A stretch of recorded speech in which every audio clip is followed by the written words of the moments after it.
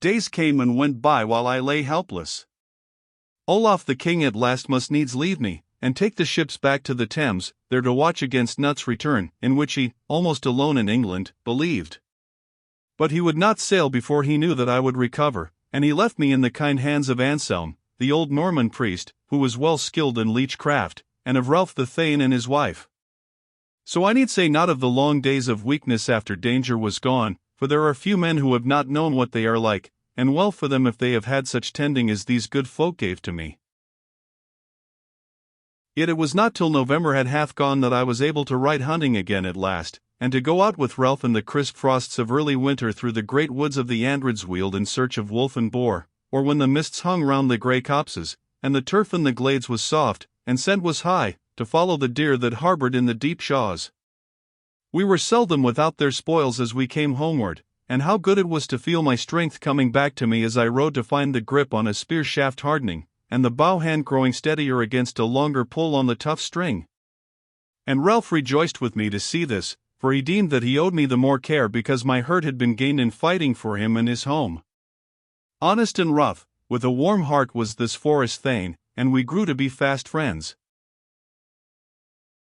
Now when I was helpless, Wulfnoth the Earl and Godwine would often ride from Pevensey to learn how I fared. For Wulfnoth and Godwine alike loved Olaf the king, and Godwine thought of me as his own friend among the Vikings of our fleet. But presently Godwine went away to Bosham, where the Earl's ships were mostly laid up, to see to the housing of his vessels for the winter, and when I grew strong it was rather my place to go to Pevensey and wait on Wulfnoth, if I would see him. I think the Earl came to Penhust more often also, because he would dig for more treasure in all the old ruins in the town. But he found no more, as one might well suppose, for it was but a chance that our find had escaped the searching of the first Saxon comers. Yet I saw him now and then, and ever would he rail at Ethelred the king, who sat still and left the Danish Thingmen in possession of the eastern strongholds even yet. Now one day the Thane and I rode together with hawk and hound eastward from Penhust along the spur of a hill that runs thence for many a long mile, falling southward on one side towards the sea and lower hills between, and northward looking inland over forest-covered hill and valley. And we went onward until we came to the village that men call Senlac, where the long hill ridge ends and sinks sharply into the valley of the little river Aston, and there we thought that a heron or mallard would lie in the reedy meadows below the place. But up the course of the stream came another party, and when we neared it, we saw that it was the Earl himself with but a few followers, and he too was riding with hawk on wrist, and hounds in leash behind him, though it did not seem as if he had loosed either. "Ho, Ralph, good morrow." "What sport?" he said. "Little enough, Lord Earl, as yet," the Thane said. "Do you and friend Redwald come with me, and I will show you somewhat before you go home," the Earl answered. So we must go with him, willingly enough, for he was a great hunter, and very skillful in woodcraft. Now we went back through the village and up the hill again on the same track by which we had just come, and when we were almost at the top of the rise, the Earl bade the men wait while we three rode on. So they stayed, and we followed him, not at all knowing what he would do. Then we came to a track leading to the right as we rode, and he took that way. It led to a place of which I had heard, for it had no good name among the people, but I thought that he would not go thither. Nevertheless he held straight on, and came to the place in the hillside that was feared. And it was very beautiful, for thence one looks out over the valley to the hills beyond, with the long line of the sea away to the right, and to the left the valleys that slope down to the inlet where Winchelsea stands, far off to the eastward. There is a well which they say is haunted, though by what I know not, save that men speak of ghostly hands that seize them as they pass, if pass they must, at night. Hardly was there a track to the place, though the water that comes from the rocky spring is so wondrously pure and cold that they call the place Caldbeck, 9, Hill. And there by the side of the spring was a little turf-built hut, hardly to be known from the shelving bank against which it leant, and to that the Earl led us. "Now," he said, "tie the horses somewhere, and we will go and speak with the wise woman." At that Ralph was not pleased, as it seemed, for he did not dismount. Come out if you fear her, said Wulfnoth, bide with the horses if you will, while I and Olaf's cousin go in. Maybe there will be a message that he must take to his kinsman. I have not to seek from the old dame, said Relf, nor is there aught that I fear from her. I give her venison betimes, as is fitting. I will bide with the horses.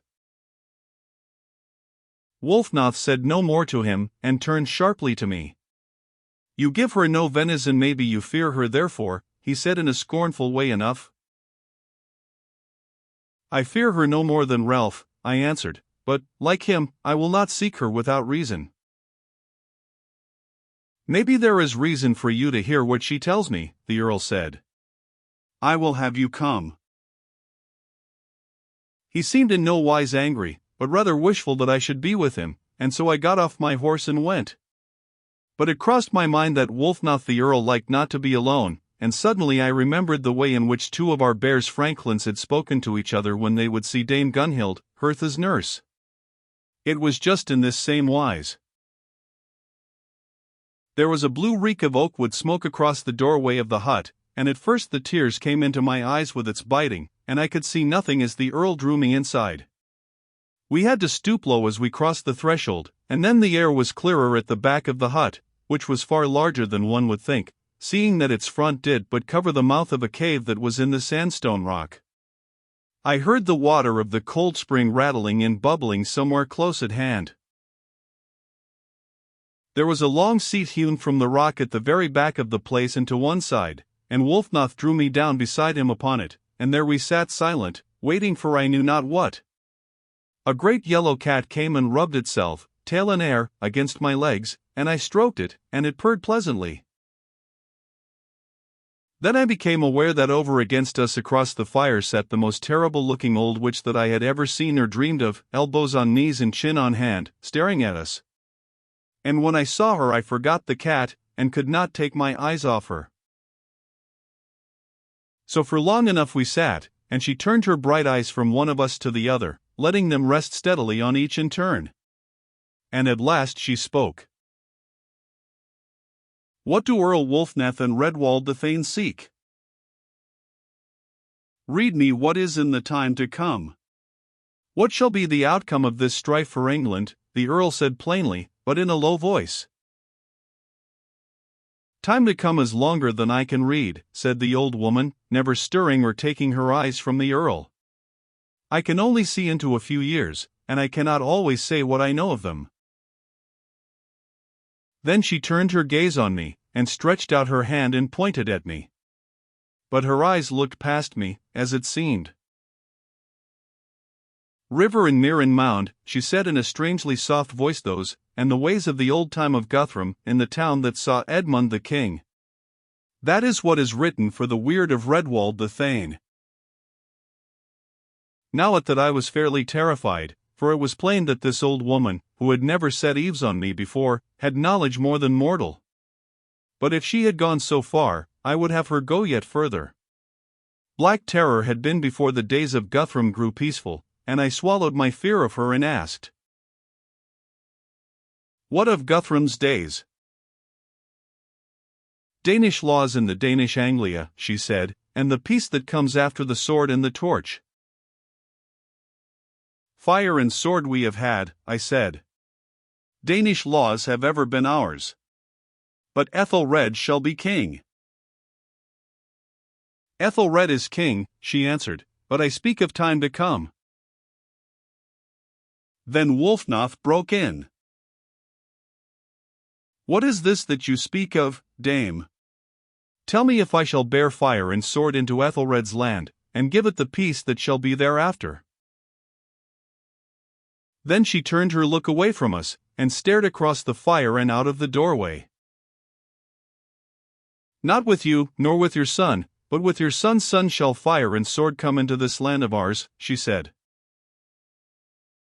Godwine's son.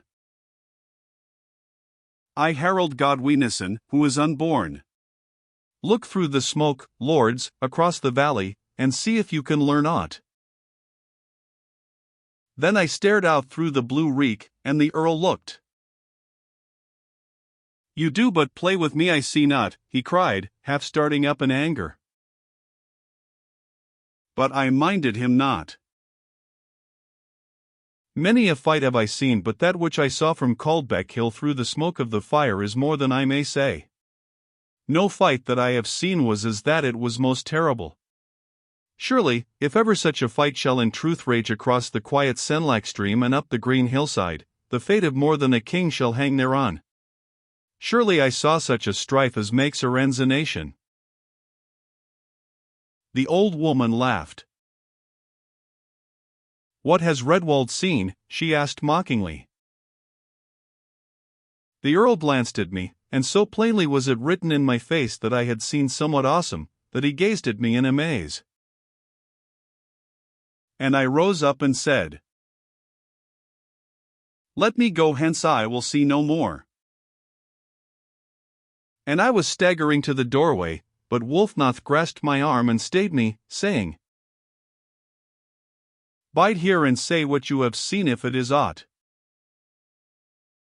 Ask me not, Earl, I answered. Then the dame spoke in her slow, soft voice.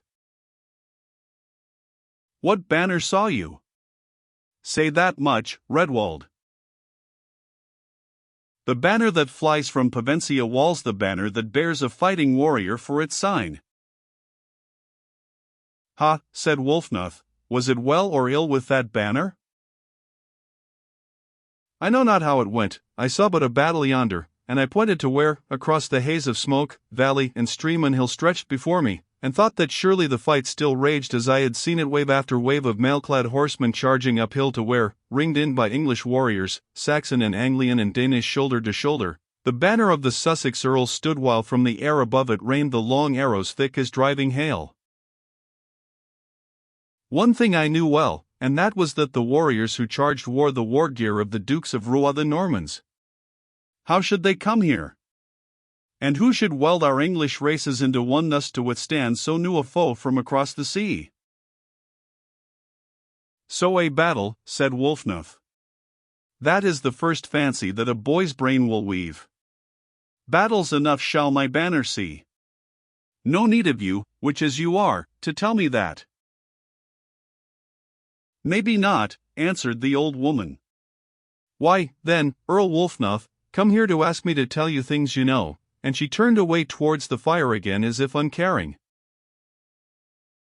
Then the Earl changed his tone, saying, Nay, good dame, but I would know if I shall take up arms at all at this time, and what shall befall if I must do so. I tell you, Earl, that you have not any share in the wars that shall be seen. And let God wine your son bide with his sheep, so shall he find his place. Then the Earl flushed red with anger and waited to hear no more, but flung out of the house, muttering hard words on the dame and on his own foolishness in seeking her. Then the great cat sprang on my knee, and clung to me with its strong claws as I would set it down to follow him. And as it stayed me, the old dame spoke to me, and there was naught to fear in either her face or voice. Ask me somewhat, Redwald. I wondered, but I dared not refuse. So I said, How shall fare King Olaf? For him a kingdom, and more than a kingdom. For him fame, and better than fame. For him a name that shall never die. That is a wondrous weird, I said. Tell me now of Edmund Atheling, for some strange power that the old woman had seemed to draw me to ask of her what I would most know. For Edmund of Wessex? For him the shadow of Edric Streon over all his brave life. What then of Nut, the Dane king? Honor and peace, and the goodwill of all men. Not mine, I said. Yours also, Redwald, for England's sake and his own. But I could not believe her at that time. Now the angry voice of Wulfnoth called me from outside the place, and the dame said, Go, smiling at me and holding out her hand. No more can I tell you, Redwald. But I have this to say of you, that you have pleased me in asking not concerning yourself. I would know not beforehand, I said, speaking old thoughts of my own plainly. It is enough to hope ever for good that may not come, and to live with one's life unclouded by fear of the evil that must needs be. The dame smiled again, very sadly, as it seemed to me. It is well said. Now I will tell you this, that over your life is the shadow of no greater evil than what every man must meet. Farewell. So she spoke her last words to me, and sat down by the fire again. And it is in my thoughts that she wept, but I know not. Outside stood the Earl, staring over the Senlac valley eastward. This were a good place for a battle, after all, he said, as to himself. Then he heard me and turned. Well, what more has the old witch told you? He said, trying to speak carelessly, though one might see that he longed to hear more.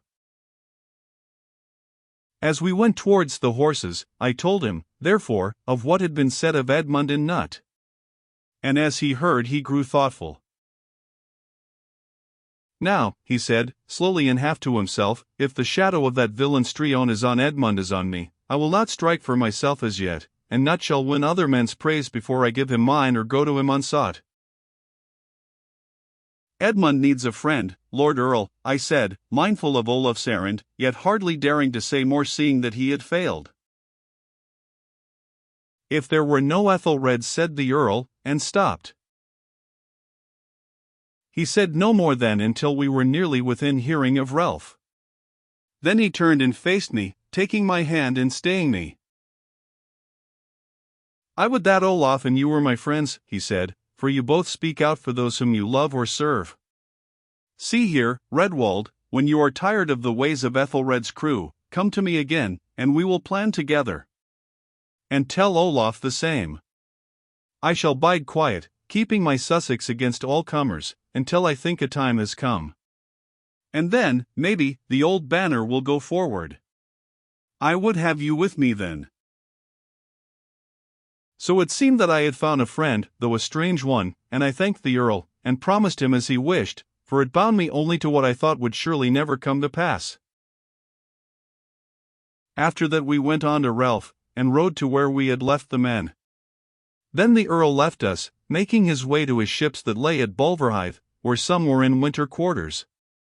The great sea flood had changed the Provencia haven strangely, and he mistrusted it. I told Relf all these things, but he cared not much for aught but his free life in the Penhoused woodlands, where he had no foes or fear of foes left, now that the outlaws were done with. Well, if there must be fighting under the Earl at some time, he said, I am glad that you may be with us. And he cared to ask no more about it from that day, nor do I think that he ever gave these matters, which were so heavy to me, a thought, being always light-hearted. And now as we rode on silently, and I deemed that his mind was full of bodings, as was mine, he roused me from the memory of what I had seen and heard by saying, with a laugh, Saw you the old dame's cat? I answered carelessly, a great one, and a friendly beast enough. Was it so? Then I will warrant that the old witch was in a sorely bad temper, he said, laughing again. What makes you think that? I asked, not caring if he answered.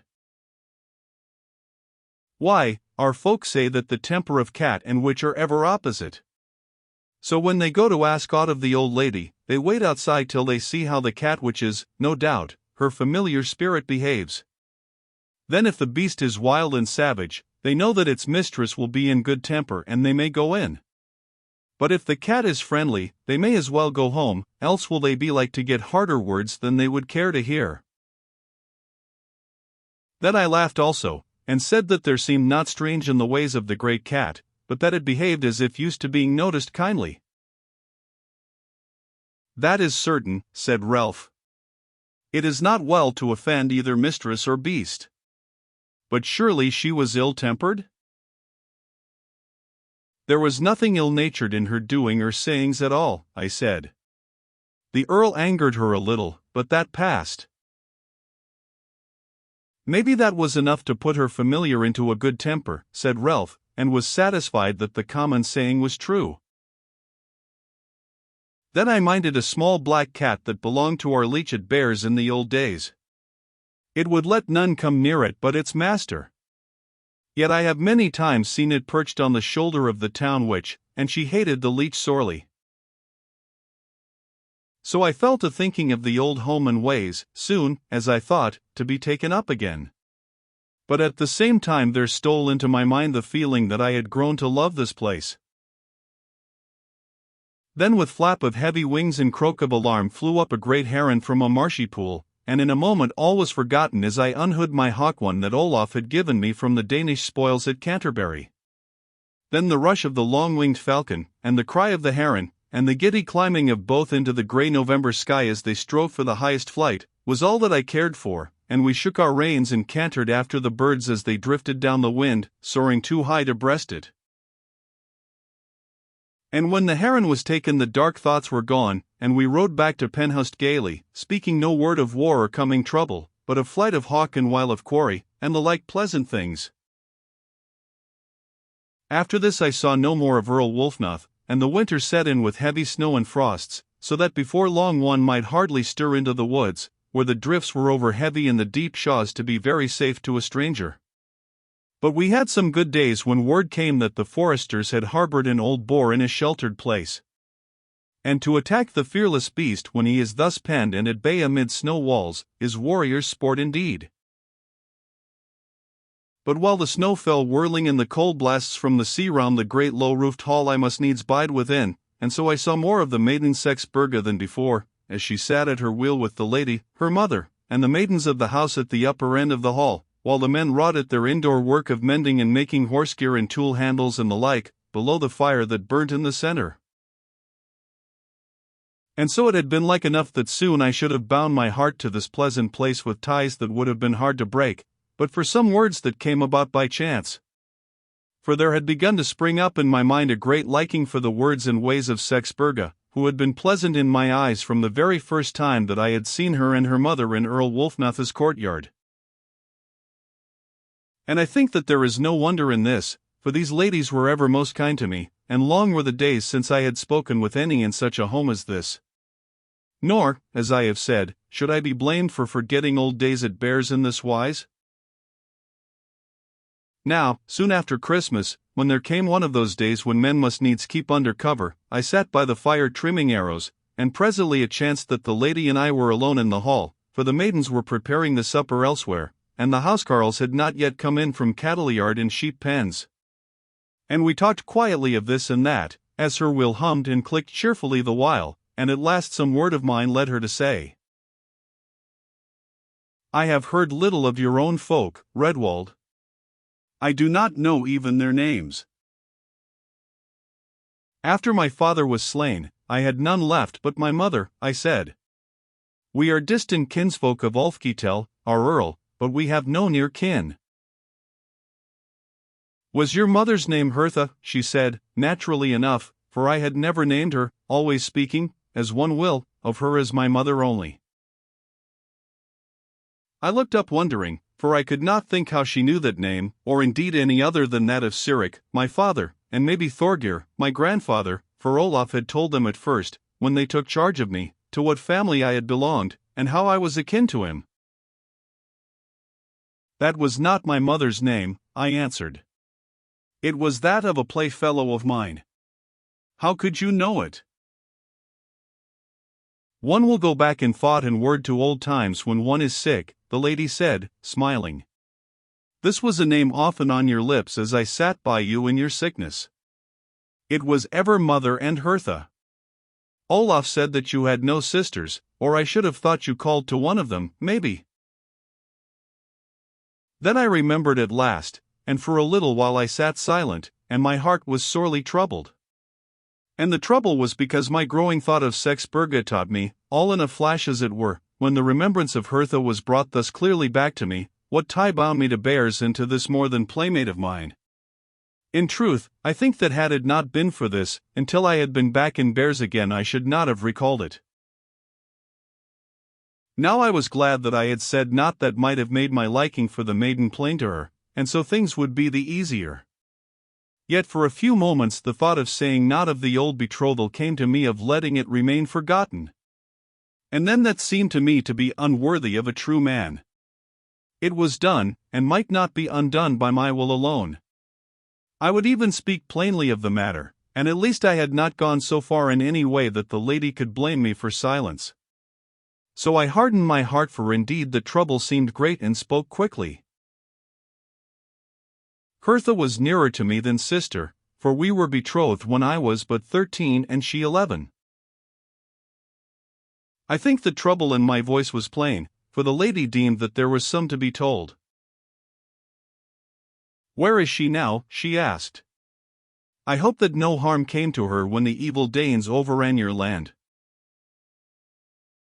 "I know not where she may be, dear lady," I said. "We know that she was in safety after the first peril passed.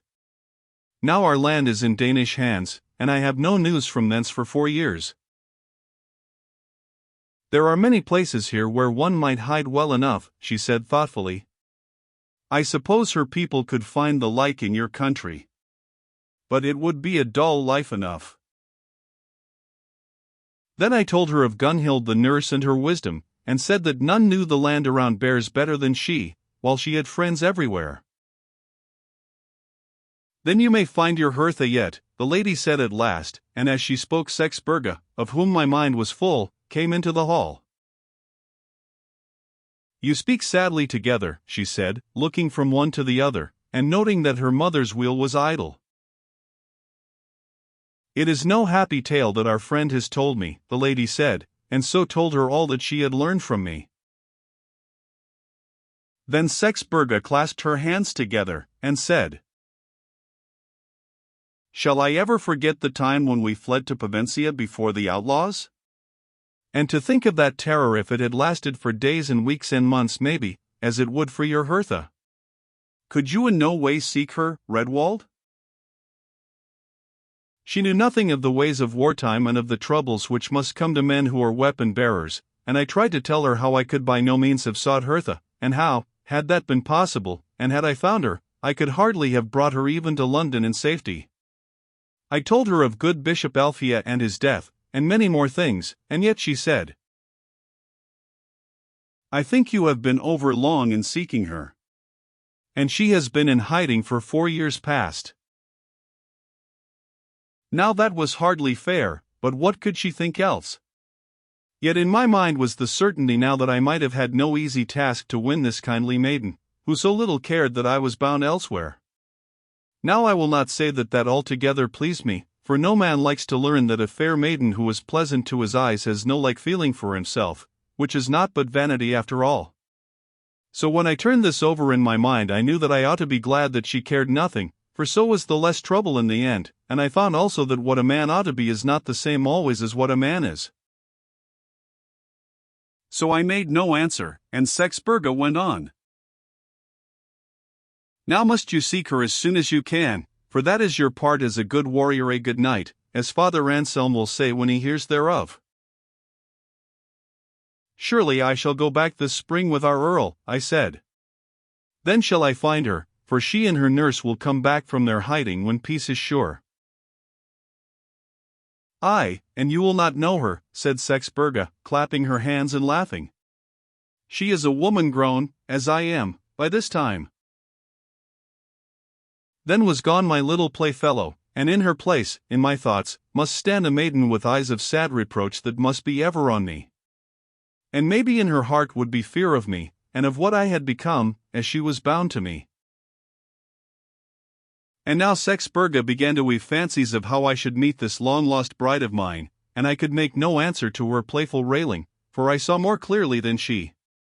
And her mother knew that this must be so, and sent her away on some household errand, and I was glad.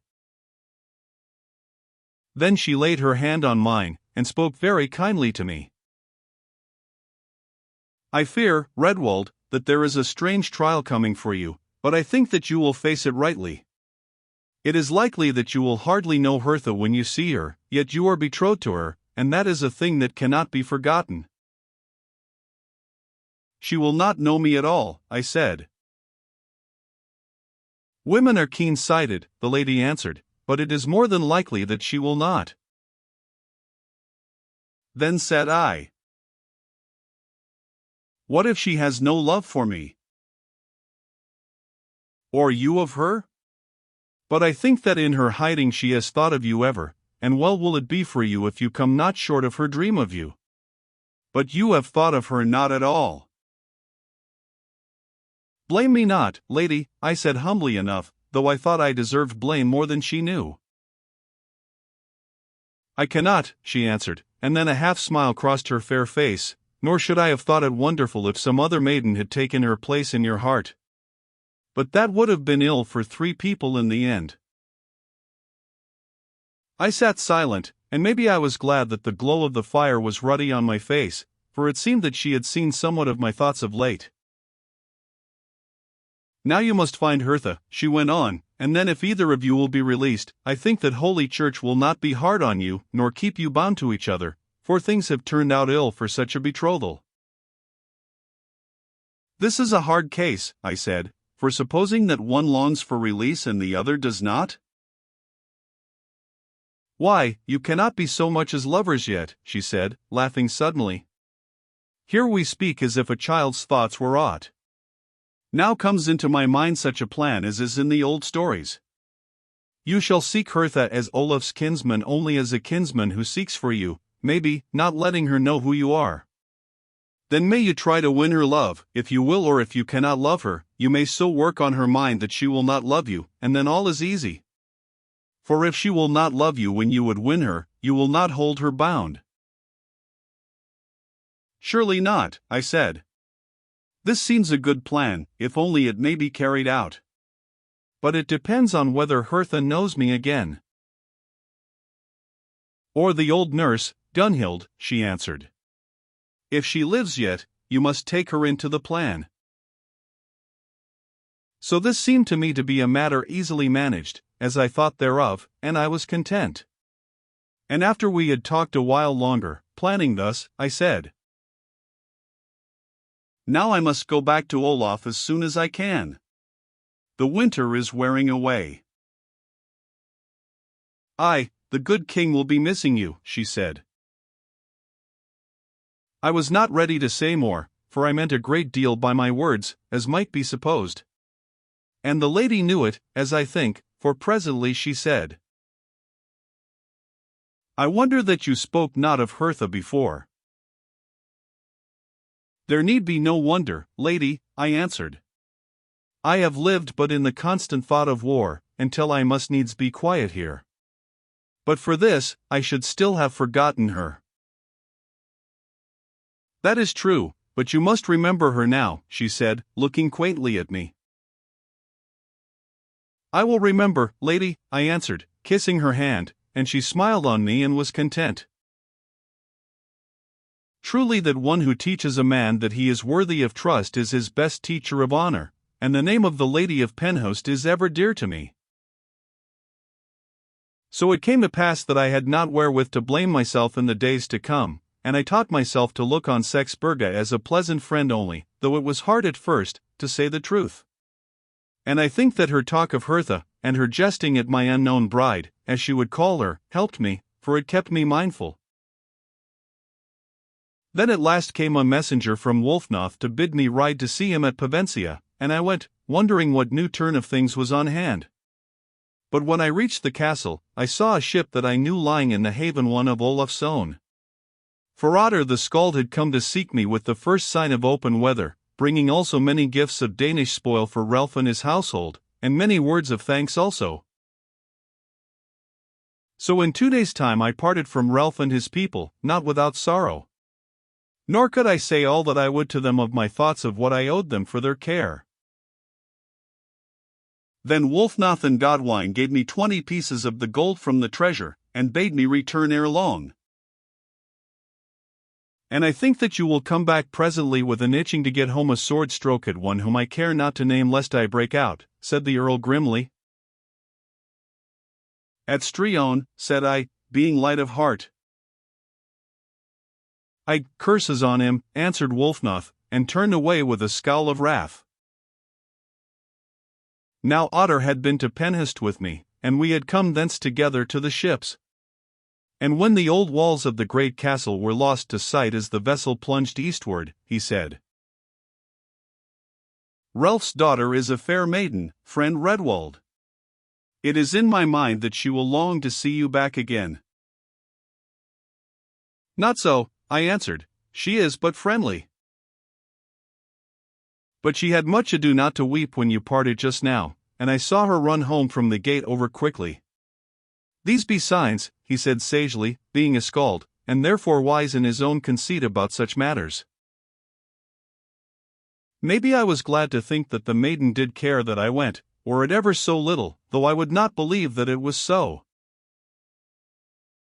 So I came back into the Thames to Olaf, and glad was he to see me once more, and that I was in no wise the worse now for my hurts. And in his company it soon came to pass that I longed not at all for Penhost, though at first it seemed to me that I should have little pleasure in life away from Sexburga. By and by I could laugh at myself for that thought, but I have never seen cause to be sorry therefore.